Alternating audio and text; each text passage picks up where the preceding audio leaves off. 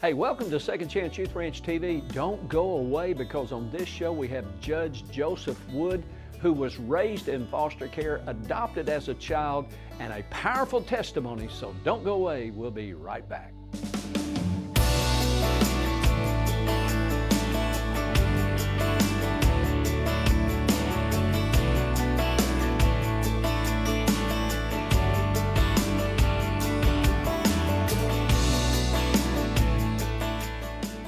Welcome to Second Chance Youth Ranch TV. I'm Perry Black, and on this show I have a very special guest, Joseph Wood, all the way from Central Arkansas, Northwest Arkansas, all over the state of Arkansas. Because you have been living up until recently in Northwest Arkansas. That's correct. And what, a year or so ago you moved to Central Arkansas? I've been down in Central Arkansas working with the governor and sitting on her cabinet, and then recently, obviously, I just had to transition into becoming chair of the Republican Party of Arkansas. Now, you just kind of glazed over that, Judge, just like real simple. Yeah, I've been working for the governor and I've been doing so and so, like no big deal. Like everybody gets up every day in Arkansas and goes to work for the governor. Sure.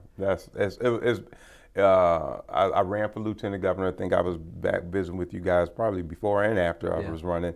I didn't win lieutenant governor. I had been the judge up in Northwest Arkansas, but Washington the County. steps of a righteous man are ordained of the Lord. That's right, what you said. And there had to be a little bit of a disappointment that you didn't win that election, but look what God is doing. He does that. He always turns our test into what? Testimony. Testimony. Come on. So let's talk about a testimony up in the house. Yes. Are you still referred to as judge? I am, and most people will always call me that, even though I'm chairman now. I was a secretary for the cabinet secretary, but people still call me judge, and that's fine, as long as they call me. That's all. All right, I want to kind of bring our viewers up to date as to what you're doing right now, and then we're going to go way back to where'd you come from, how'd you get here? Sure. Well, right now I am the chairman of the Republican Party of Arkansas, and so that's really helping. One, my vision is that we have an exemplary party, being the Republican Party, that we're the exemplary party in the state of Arkansas. And quite frankly, I want us to be an exemplary party in the country. I want everybody looking at us to say, if you're going to be in the Republican Party, you need to look like what Arkansas is. And so we get a chance to raise funds, because we can't do anything unless we raise dollars. And that allows us to then go and get volunteers and find candidates to run for office and then win. And winning candidates, we want them to obviously go in and work on legislation and policies that's going to help support the principles of the Republican Party. Why the Republican Party? Because I grew up in Arkansas, and I was told from childhood that the Republican Party's a bunch of rich people, and the other party, who I won't give any advertising for, they're for the working man. And my daddy was a farmer.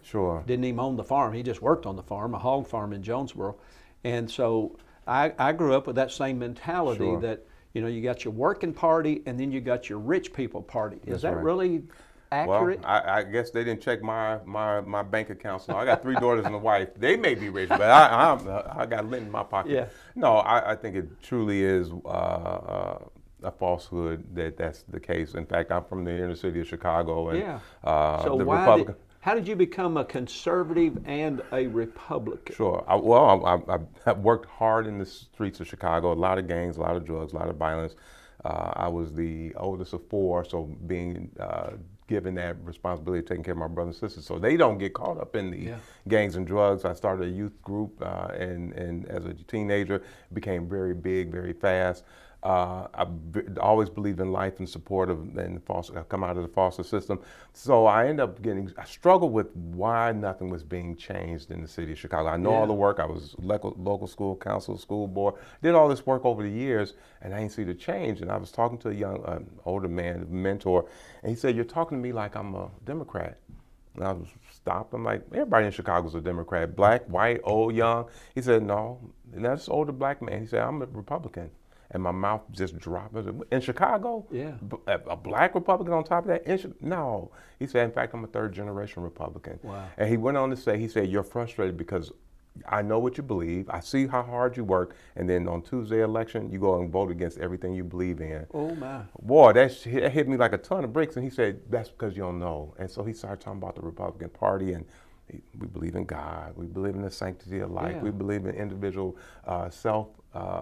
development and self-initiative and all this stuff. And I'm thinking, man, scales fell off my eyes. I'm like, okay, sign me up. And I switched parties in 1988. I think we were the only two Republicans in Chicago. Who may have been running for president around 88? It was 88. President Bush was going now. Reagan was just coming out, and Bush was going in. So I beat you to the Republican Party. I tell you how. I worked at Safeway, Okay. a grocer Right. at 12th and Lewis. Okay. And Carter, born again Baptist, was running against Ronald Reagan for president. And so we are a union company. So above the time clock was the platform of the one party, Jimmy Carter, and the other party being Ronald Reagan's party. And I walked up there waiting to clock in, and I started reading the two party platforms. And I had always voted Democrat. Sure. And so I went down the list, and I went, well, I'm not that, I'm not that, I'm not that, I'm not that. That's right. And I looked over on the other list with Ronald Reagan. I said, that's me, that's me, that's me. And I looked and I said, oh my gosh, I'm a Republican. That's it. That's exactly right. And so I switched in 88, and then we've been working at it since then. Yeah. And it's tough in obviously a place like Chicago. Come to Arkansas, and it hadn't even changed at that point in 90. I came in 96, 97. But just continue to do that work. And so today you look at it and say, wow, there's been a lot of folks in the trenches doing that work. I grew up in Jonesboro, and I remember Governor Faubus, term after term after term. And I went to Little Rock Central High School in 1965, 1966, I think. And I didn't realize that's just less than a decade after the 1957 historical Little Rock Central integration and Governor Faubus and the National Democrat, Guard. Absolutely.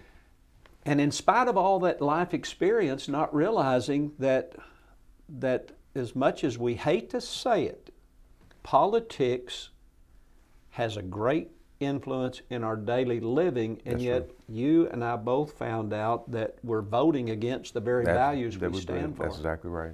So we've got about a minute, so we're just going to kind of give the audience a teaser here. You said you grew up in Chicago. That's correct. So I'm going to kind of paraphrase here. All right. You were placed in a box as an infant and left on a doorstep, and you were found by the gentleman who became your dad. Just a good friend. Just a good friend. Yes. And That's right. somehow in life's journey, you migrated from Chicago to Arkansas. So when did you make your way to Arkansas? In 97. 97. Ooh, 26 years ago? That's 26 years ago. Substantially, noticeably different than Chicago and the inner city? Absolutely. So you came from the hood to the woods.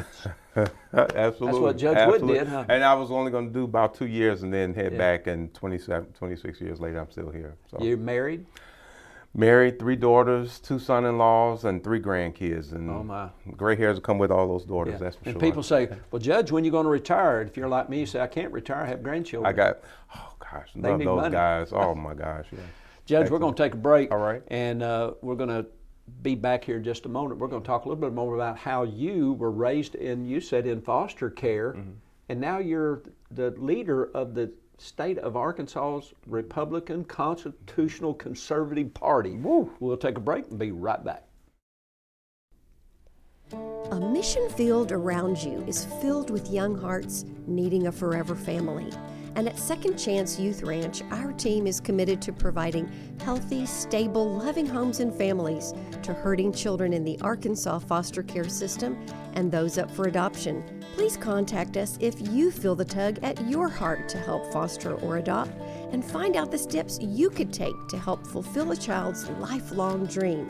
Maybe you can't foster or adopt, but you could help. The need for thousands of children in the system is staggering. But with the help of faithful partners and business alliances, we are meeting those needs right now. Would you help us make a difference? Every gift, regardless of size, impacts a child's life directly and helps provide for a home in the gap right now.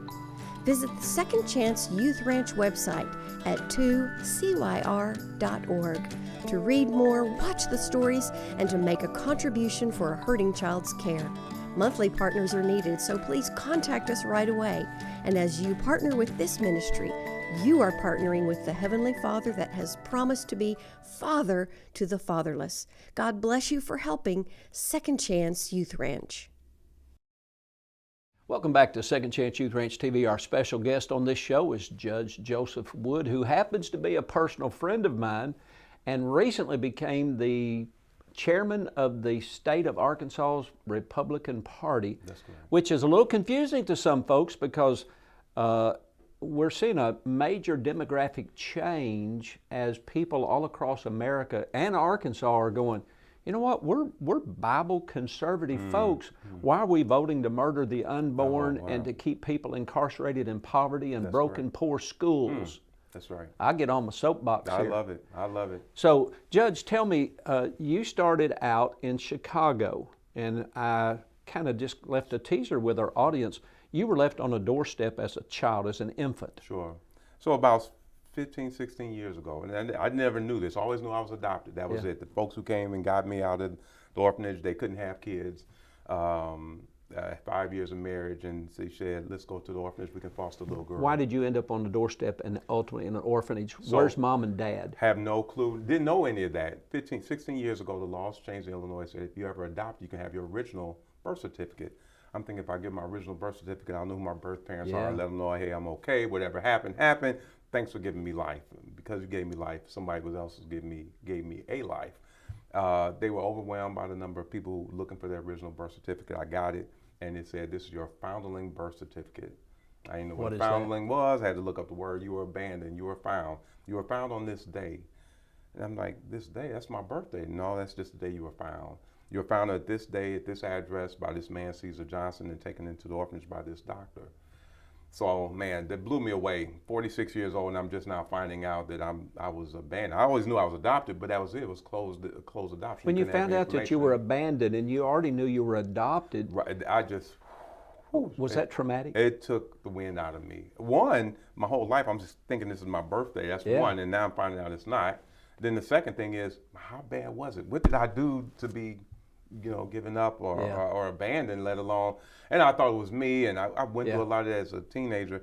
Well, I said, I got to find a doctor who took me into the orphanage, and I found him. He had died in 1999. I said, I wonder, can I find the guy who found me? And the very first number I called, it was the guy. His wife answered the phone. I said, I'm looking for this guy, Caesar Johnson. He spells his name a little differently. He would have saved someone, and his wife's like, save someone? My husband saved someone? I said, yes, ma'am. She said, he was going to a night shift for work and stepped was over the box and you wiggled. He snoring nights out. He's going to work that night, put his wife and kids to bed, walked out of his apartment complex, and there was a box with a blanket moving. He didn't know what it was, so he took his foot to move the blanket moved, and there was a kid in there. And that was you. And he was looking up and down the street, couldn't find anybody, and the snow and ice was blowing, so he picked the box up, walked back into his apartment, woke his wife, woke his kids, they walked around. Is this the same gentleman, if I remember your story, that didn't think his life really had made a lot of difference? That's correct. He was a military veteran He's a Korean as well. veteran, struggled after coming out of Korea because he lost some people. And you made that phone call, and it also shifted his heart and his life. I saved someone. I did something. And his especially family after the war. 80 years old. His family said it just changed him. The state of Illinois gave him a citation saying, thank you for serving our country. Thank you for being a Korean veteran and serving our country.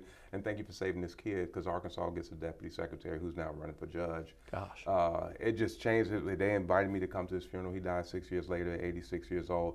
But his family has stayed in contact. They had heard the story all through his life, because he would talk about this kid that he found. I guess if you found a kid, you'll remember that. But and in his 80s, and here you are in your 40s, y'all reconnect. And did you get to visit with him? Oh yeah, had great relations. My kids were going to visit me when I wasn't around.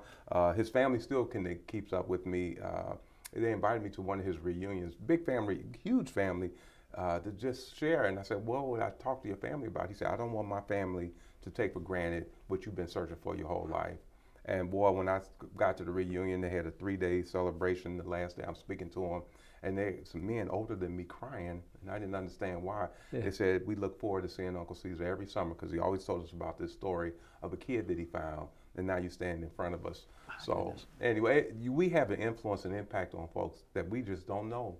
But we got to stay on this journey and this work that we do called living life and doing what he's called us to do. Yeah, and I'm confident you're influencing people right now. Wow. It's 11 15 at night and they're watching this show and they're going, you mean to tell me that even though I was abandoned or I was raised in foster care or I came from a broken home, That's right. that God still has a plan for my That's life? correct. That's correct. And your journey, I'd love to just chart your journey from that doorstep in Chicago, not knowing your mom and dad, being 46, you still don't know your actual birthday. Did you ever figure out your actual birthday? Still don't know. So you're just a young man then. You can just tell everybody whatever you want to. They can't prove you wrong. I don't know. Gray hairs give it away. That's exactly right. But it's been a journey. And I think at the end, we all had to stay on that journey. I think Christ was on his journey, and for the short time he was here, the influence and impact that he had even years later, 2,000 plus years. But if we don't stay on that journey, then how can we be salt and light to this work that he's asked and called us to do? And we can't keep it under a bushel. They talk about that. We got to take the bushel off and let the light shine. And we can see, the people can see that testimony in us that he's put in us. But that only happens if we stay on that journey. Got 2 minutes in this segment, but how did you go from a doorstep to becoming involved, not just recognizing that you're a true conservative at heart, but how did you take a step into the political arena? Because this is a Christian show. Well, I don't believe that you all be involved in politics. You know, if good men do nothing, tyranny reigns, and we're nearly there, huh? That's correct. So we got a minute and a half. How did you get involved in politics? What was that first step? The first step was Mom told me, you better take care of your brothers and sisters. I got to take a second job and don't let them get in trouble. Don't let them go. So I did it initially because she told me, and I didn't know it would grow as fast as youth group, the teen youth thing that I started, and the church gave me keys to the fellowship hall and all. But she also would tell me that you would do this for the rest of your life. You need to be engaged where you live. I initially did it because she told me, but it was true. I went to college, I stayed involved, I got back from college, and I'm like, some of this stuff is still the same. Why? And I jumped back in. Why is the world not changing? And that's because we got to keep doing this work. And well, there's that secular song several years ago, I'm waiting on the world to change. Oh, waiting on the world. Waiting. I remember that. They that wait upon the Lord. Woo. And he'll give you an assignment, and you're on that assignment. That's right. And so I hear you saying, directly and indirectly, we need, your mama said, you need to be involved. Yeah, absolutely. Because guess what? You can say, I don't want to be involved in it. It's going to involve you. It'll have an impact on you. We taught, in a brief time, we had high schoolers around the state that we would bring to the Capitol and do some training with them. And we had talked about the initial start of this country, and it would be boring to them because that happened back in the 1700s and all. But then we bring it fast forward and say, you know what? The young people don't vote. And they're going to change the laws to drive that you got to be 25 years old. And you can see the kids get all, hey, no, I'm getting my 16, I'm permitted. And well, if you don't get involved, you got parents and grandparents say, hey, I'll be happy to make it 25. So there's a reason why you got to be engaged. If you don't, it will have an impact on you whether you earn it or not. So you might as well roll up your sleeve. Might as well roll up your sleeve and get her done. That's right. We're going to take a brief break, and we'll be right back with the judge.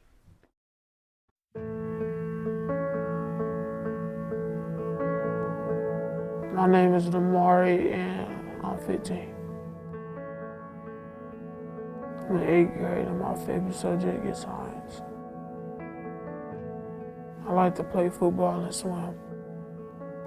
I am a good child, and I'm helpful, kind, and care about other people.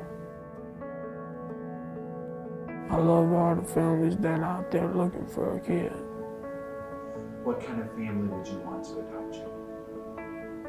A caring mom, caring dad. I just want somebody to love me instead of giving me away, like my mom did.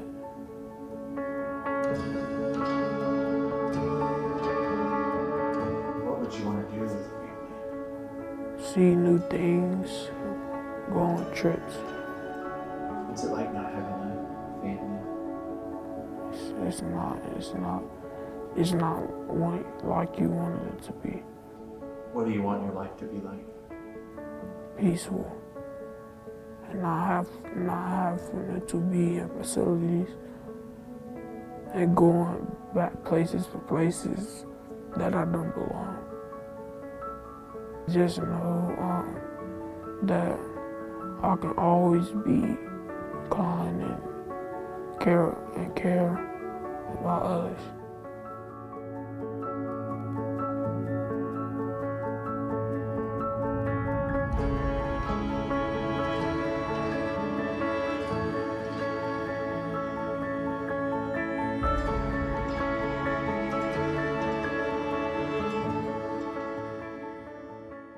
Hey, welcome back to Second Chance Youth Ranch TV. These Project Zero videos where we're able to actually show children, hear their story, and hear their hearts.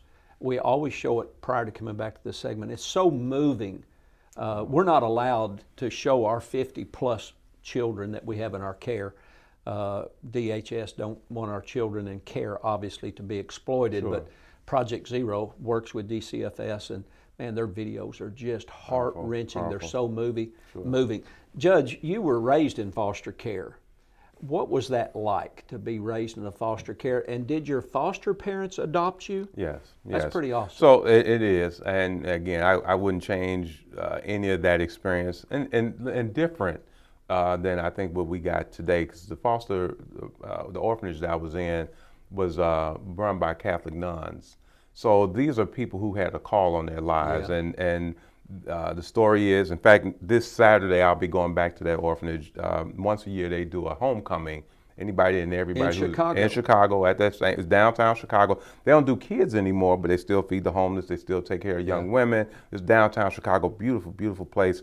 It's now Chicago Catholic Charities, but back then it was St. Vincent's Orphanage for infants and young people. But it was a call on their lives, and the story is that these nuns said, if these kids will never get adopted, they're gonna have a good life with us. Yeah. But if we want these kids to be adopted, we're gonna present some of the best kids. And so you look at pictures on the wall, black and white, law enforcement nuns, and the kids were happy. It was just there was not the bureaucracy that comes with red tape and state and federal government that we have in DCFS and DHS. So my experience was from what I remember, great. The nuns, they loved on. Some of the nuns who will be back there, they remember the kids back in and some of these kids were there in the 30s and the 40s. Wow. I was there in the 60s. They shut it down, the kids part, the orphanage, in the 72, 73. Yeah. So they come back and they share stories. I call them my brothers and sisters. If they were there before me, they're my big brothers and sisters. Yeah. But anyway, the folks who came and got me, they had been married 5 years, couldn't have kids. She said, let's go to the orphanage and foster a little girl. They get there, she sees all these kids, you got to know her. She's like, I want them all. And she said, nope, this little boy right here. And so they start fostering me. And how long were you actually in the orphanage? When I got there, when I got found and they brought me in, I was probably, they said within 5 weeks old.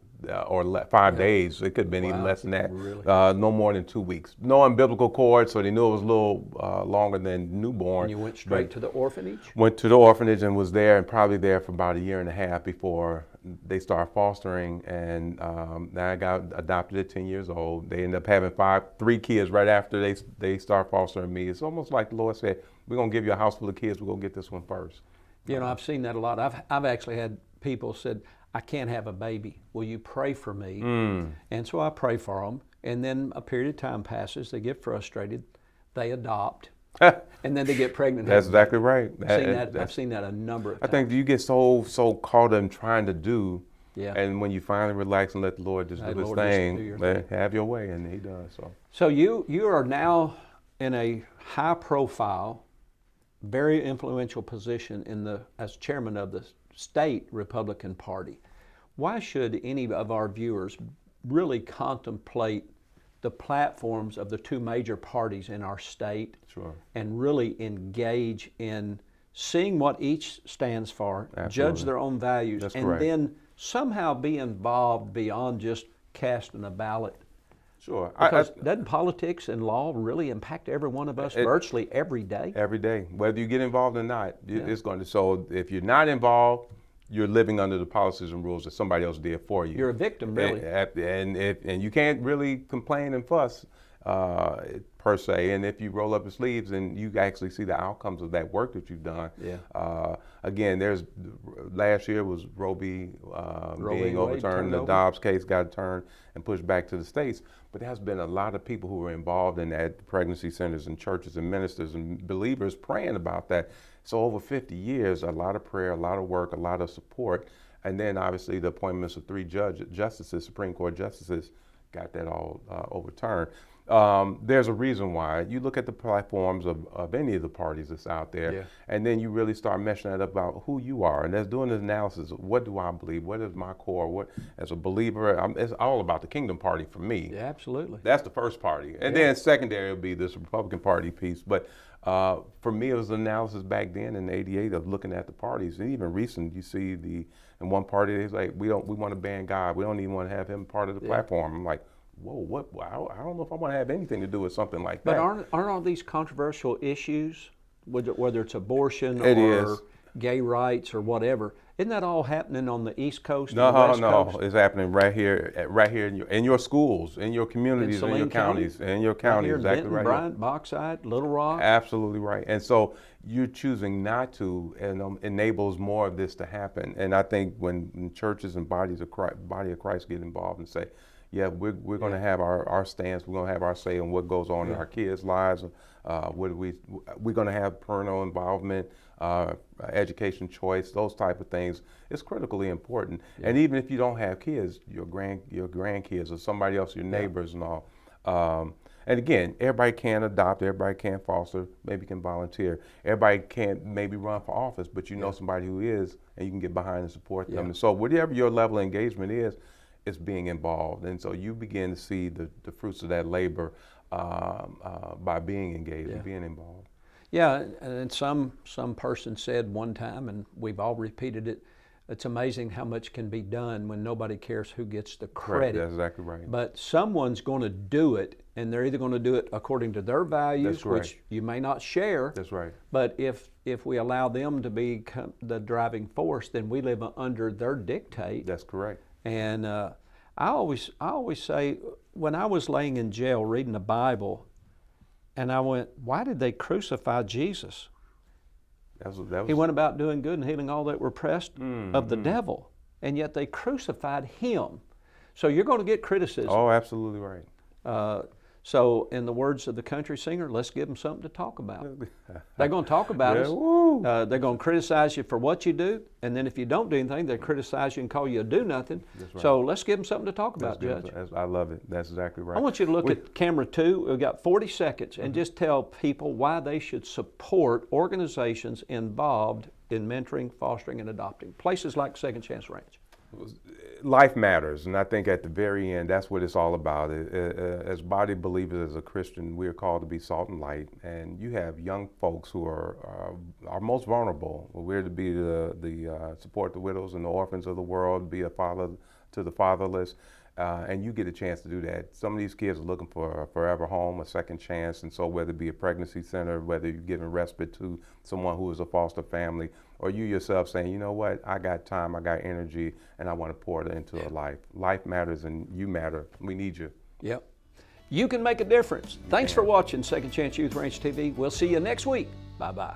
Be blessed.